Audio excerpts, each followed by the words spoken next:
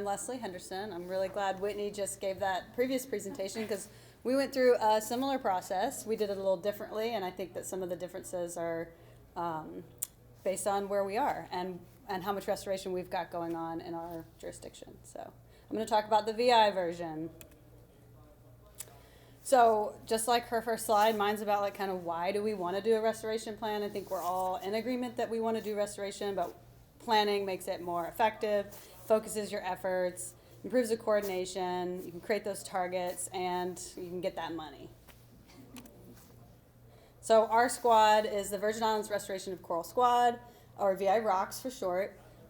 We are made up of territorial partners or territorial government, federal government, but also the nursery practitioners themselves, academics, nonprofit. So we have a nice split of all the people working on restoration in the VI.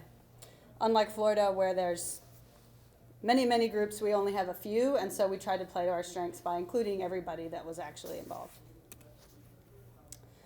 On the left here, you'll see the manager's guide that Whitney went over and that you've heard a little bit about.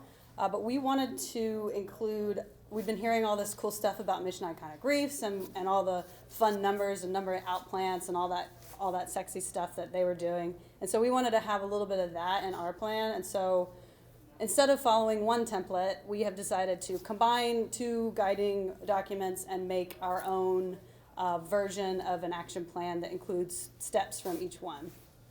We've been doing this basically through monthly calls and in-person workshops.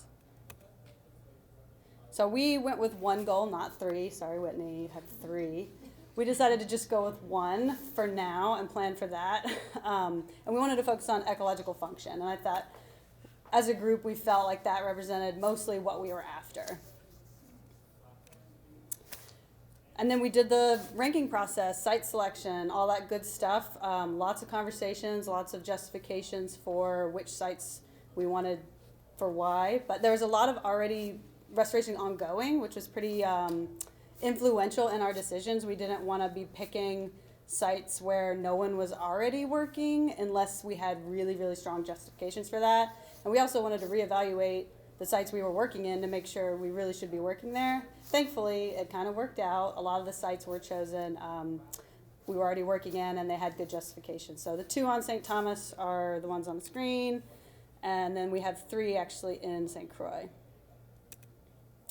So once we had our sites, we decided to drill down on the sites to get those habitat zones so we could get our number of outplants and restorable area and really try to put some numbers down for what we needed to accomplish in order to hit our targets.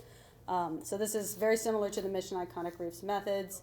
We drew very squiggly polygons on a wall, which we're actively cleaning up right now. And for each polygon, we put down what habitat we thought it was, what percent was reef, what percent was restorable, the current coral cover there, and our targets for 10 years.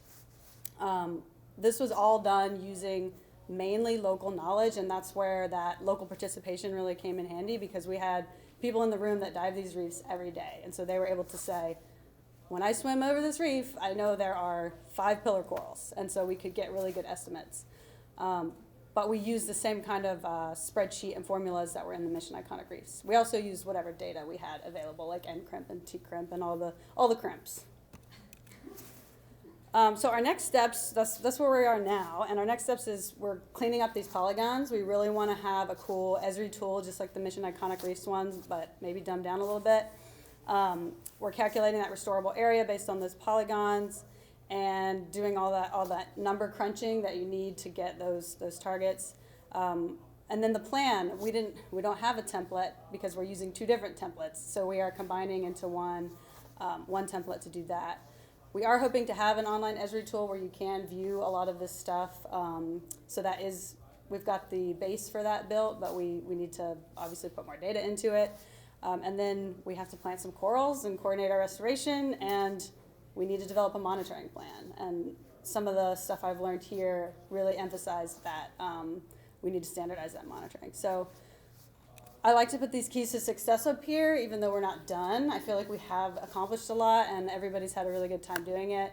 And if you are thinking about doing restoration planning, local participation obviously is probably the most important thing. And don't rush. We've been doing this for like 2 years, And I feel like we're making a better plan from taking our time. So strong GIS support, regular meetings, and obviously money. And that's it.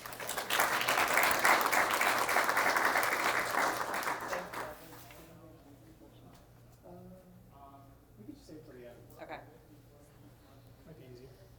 All right, so this is the one that's on the desktop.